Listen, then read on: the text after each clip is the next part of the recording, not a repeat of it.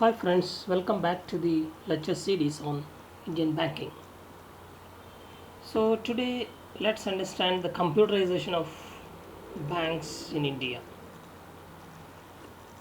So at the beginning, so let's understand the computerization of banks in India, so issues and events. In the 18th and 19th centuries, the Industrial Revolution brought profound changes in the lifestyle of man. The Industrial Revolution, on account of mass production of goods and services, brought large commercial and business organizations transcending national boundaries that employed several thousands of persons for performing routine, repetitive, and clerical tasks relating to record keeping, maintaining accounts, attending and answering correspondence, preparing vouchers, invoices, bills, and multiple such other activities and functions to be. It was very difficult for the international business transactions. So this created white collar employment for educated persons by leaps and bounds. Clerical task.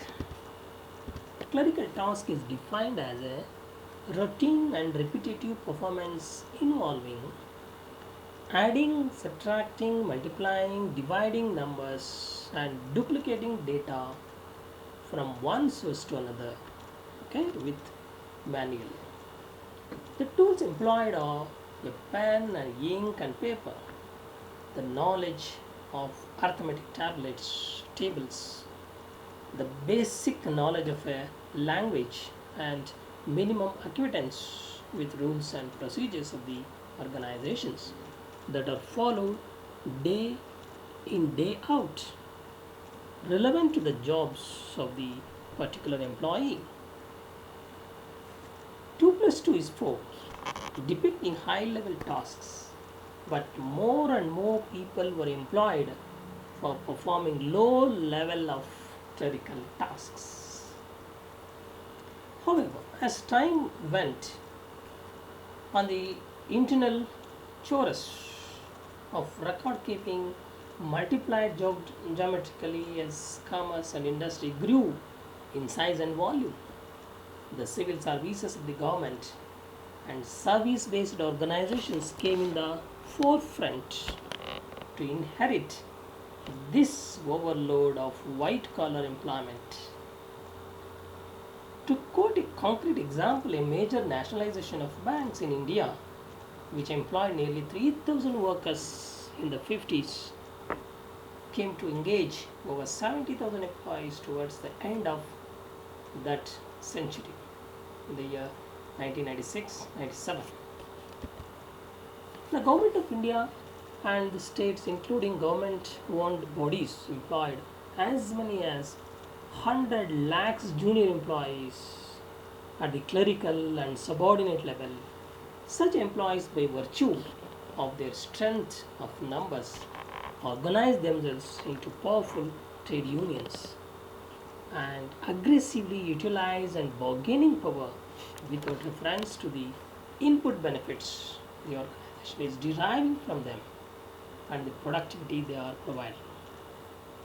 In this world of human beings, necessity is the mother of inventions because of the business has expanded, transaction of goods and services has been expanded, okay, the payment and settlement system has more complex, okay. He turns back and diverts his loyalty to an informal group, that is trade union. He feels happy once in a month on payday, but on other days his work leaves him nothing to rejoice. There are neither opportunities nor challenges to bring in his innovative and creative genius. As years passes, the clerical employment results in the individual losing efficiency and productivity to progressively depict a trend of progress in reverse. Advent of mechanical calculating devices and later electronic computing in the West heralded the new era, new age that dispensed with this white collar and white elephant employment progressively. To quote again a concrete example, the statistics of two banking institutions in India, the largest and the next large in size, can be fruitfully compared. So these are the State Bank of India that was until recently employing 2.3 lakhs workers for a turnover of rupees 36,000 crores.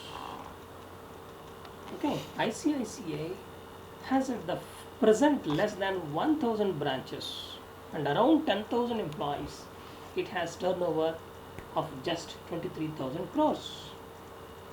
The bank took started functioning from the year 1987. ICICI Bank has gained number two positions in the status of India, status in our country next to the State Bank of India in volume of business turnover within 5 years of from its operation.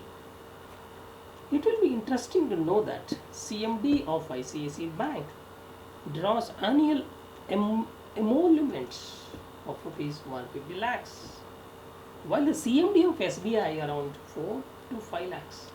Okay, so ICICI is a new age, high technology, and fully computerized banks, while SBI retained its manual operations in totality up to 1993.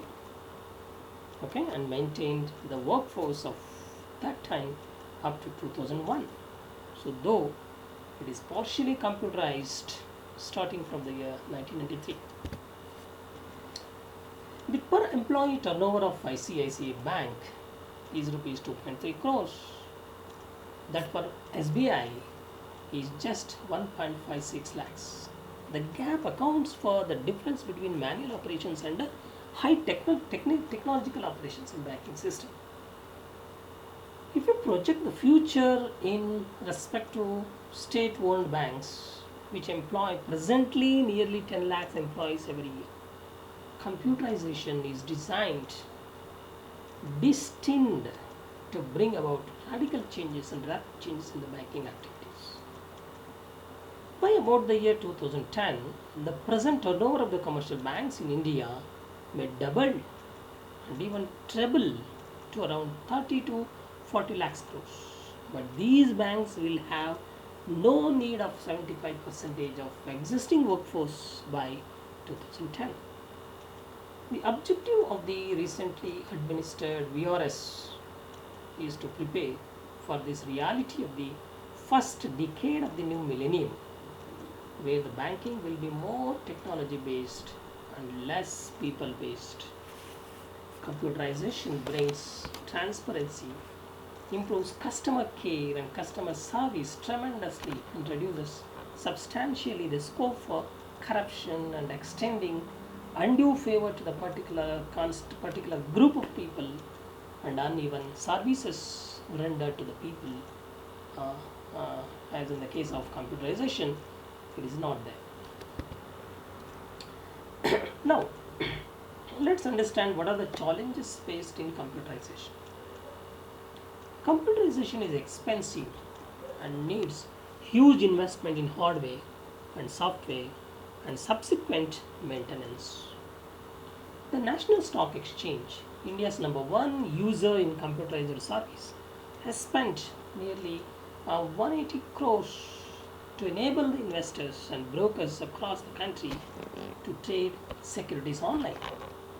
The rate of obsolescence is also there in the case of hardware and software. So that is also one of the biggest challenge before the computerization.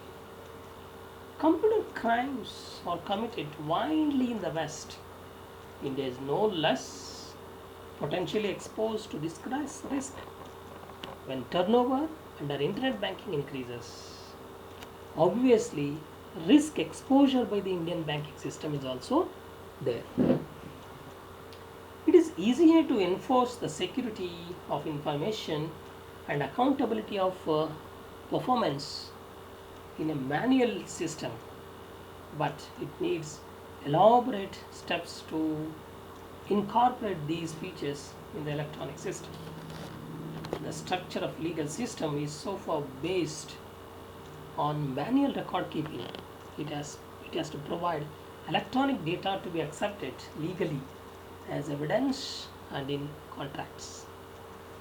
Indian banking has accepted the computerization since 1993, more out of sheer compulsion and necessity to cope up with increasing overload and incompatibility of the manual system to sustain the further growth of the banking sector. So these are the challenges that we could able to see while adapting the computerization in the banking operations, right? So now let's understand what is the role of the Central Bank of India in computerization in the banking operations. Computerization became popular in the Western countries right from the 60s. Mainframes were extensively used both by public institutions and major private organizations also in the West. In the 70s, mini computer became popular and personal computers in early 80s, followed by introduction of several software products in high level language and simultaneous advancement in networking technology. So this enabled the use of personal computers extensively in offices and commercial organizations for processing different kinds of data or information. However, in India, organized trade unions were against the introduction of computers in the public offices. Computerization was restricted to major scientific research organizations and technical institutions and defense organizations.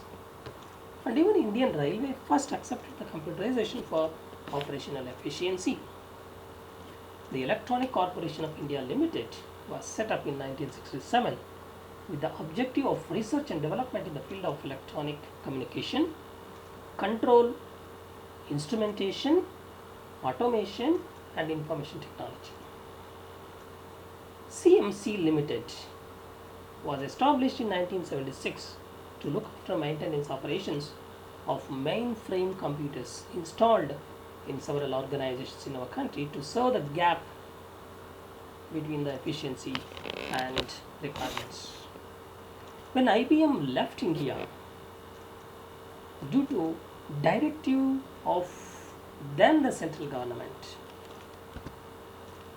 in the private sector, the first major venture was TCS, which started functioning from 1968.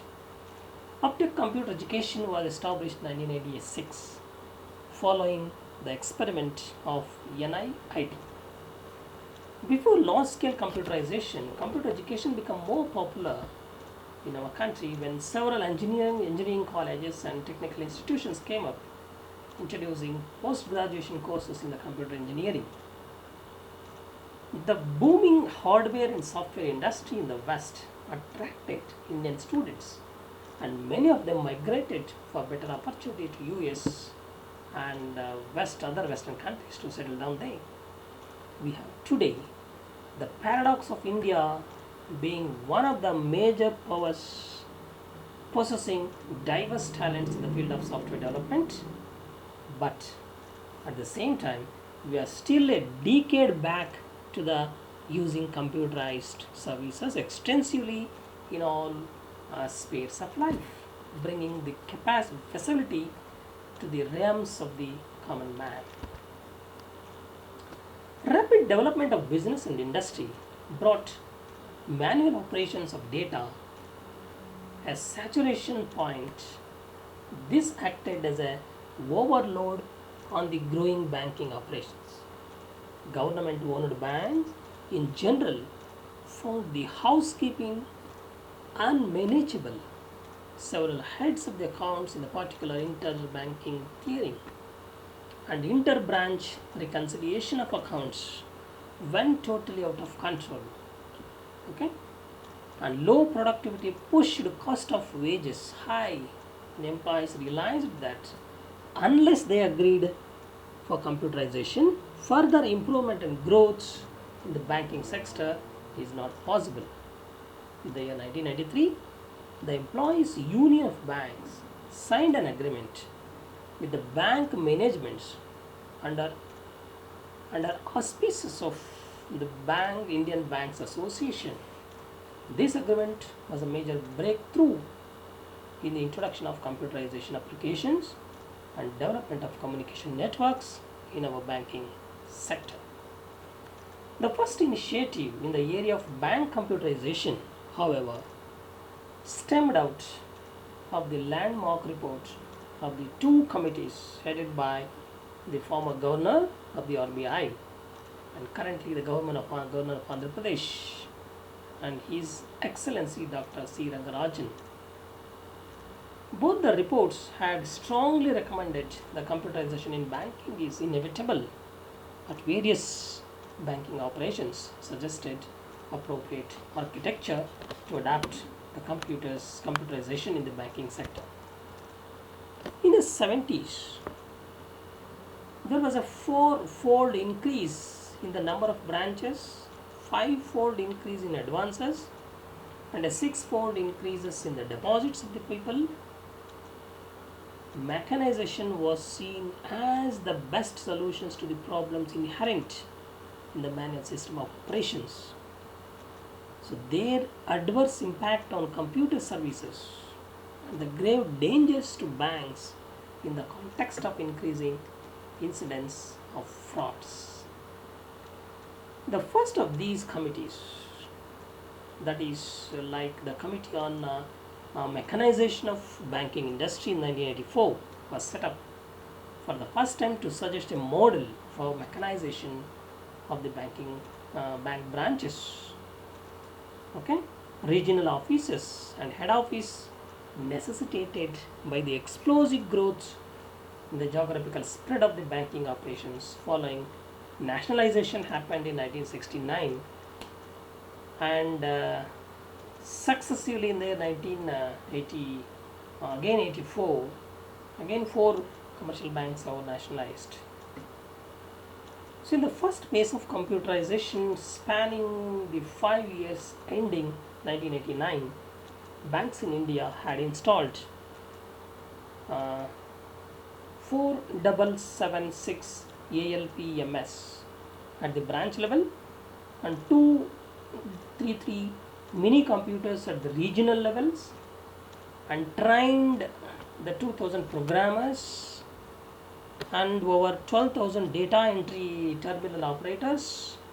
Okay, the Reserve Bank too had embarked upon an ambitious program to bring about state of the art technology in the clearing process and had introduced MICR clearing at 4 centers and computerized clearing settlement at 9 centers. Against this backdrop, the Committee on Computerization in Banks was set up once again under the Dr. Rangarajan's chairmanship to draw a perspective plan for computerizations in our banking system. In its report submitted in the year 1989, the committee acknowledged the gains of the initial efforts and sought to move away from the standalone dedicated systems to an online transaction processing environment in branch banking. It has been recommended that the trust of the bank computerization for the following 5 years should be fully computerize the operations at both the front and back offices of the large branches, then numbering around 2500.